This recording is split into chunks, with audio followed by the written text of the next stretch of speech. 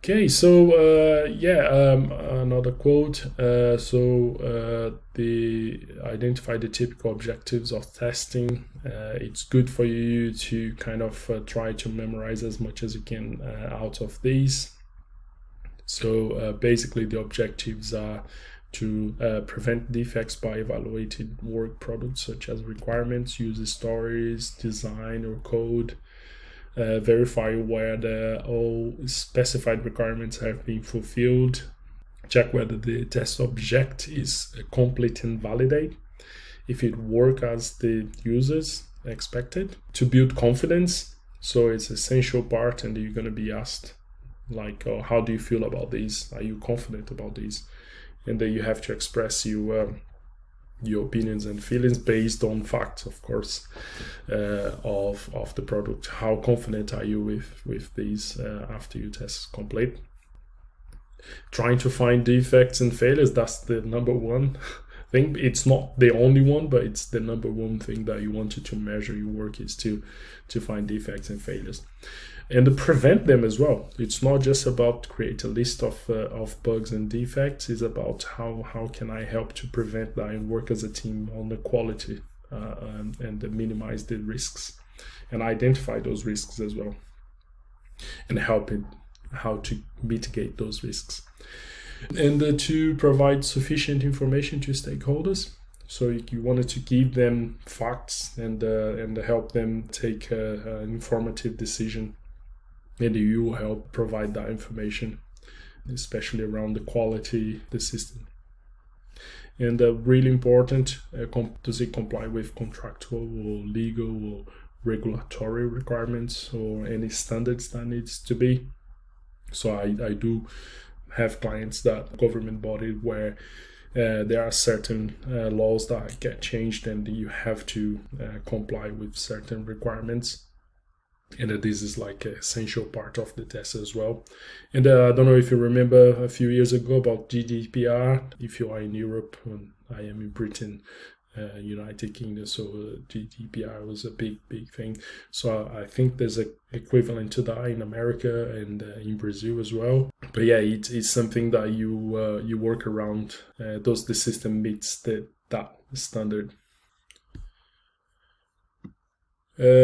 Okay, so a typical objective of testing, a little bit graphically again. So those testers get involved. So at unit test, you would have tests that mostly done by developers, but testers can get involved as well. If you are a tester with coding skills, you will get involved in the unit test as well, but mostly are by developers.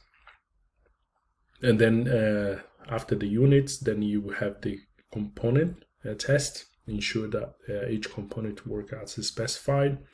And then after you test those components, then you test the integration of within these components. Then you have the integration tests.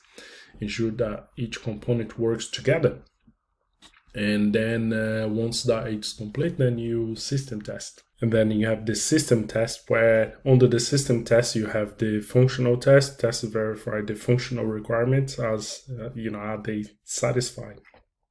Quality test verifies non-functional requirements. And like I said, I'll expand this a little bit more about functional and non-functional in further slides. And then after that, then you have the acceptance test, where the users of the system, if you work for a business and then you have internal system, then you invite the business users to check and verify all the requirements that they asked has been put in place. And then the installation test environments are set up correctly, and it has been deployed as expected. And then it goes out for the system is ready to use. Another quote, I'm not going to read all of it, but basically the objective of testing can be around the context of the component or the system being tested. And during the component testing, the objective is to find the bugs and find failures, and then help fix that earlier This is one of the objectives around the component testing, and make sure all the coverage has been complete at that level. And the acceptance testing, which is a different objective where you invite more users to get and use the system, is the objective is more of has the what we asked for has been delivered. It's more of like a verification and the confirmation that okay, so yeah, I've got everything that we asked for, and therefore I'm signing off for you to release, so we can start to use these in production. So there's these two objectives that is distinctive based on where you're more of a component and more acceptance. You want to avoid and rectify errors. Ensure that the key functional and non-functional requirements are examined. Testing is not about removing defects. I did mention this before. It's about notifying developers in the team about it and say, look, I came across these are the steps to reproduce. This is what I found. This is what I think it could help release. Here are the facts. So we don't, testers don't fix it. We just report and present the facts. But it is also about reducing the risk to go to a release with something broken. What testers can do can give you and help give you the team confidence about the quality, the overall quality of the software. If there's known defects or just a few defects, there are defects that are accepted to go live. This is normal. I don't think there's any system that are defect free. Testers can and must be measured, and I'll talk about this in further slides as well. And these typical measurements, and not limiting just in this list. Okay, there's more ways, but these are the main ones. Number of defects found, number of failures in any given time period, you know, how much reliable the system is, the usability rating as well. And most important, I think one of the most important is maintainability, how much maintainable this system is after goes live. Just a quick one, an example. I like to work with Dynamics 365, CRM and ERP. Both products, they have releases. It is an out-of-the-box system, but most companies, they customize, and Microsoft allows them to customize it, to get customized, but you have to follow some best practices recommended by Microsoft, because there are updates.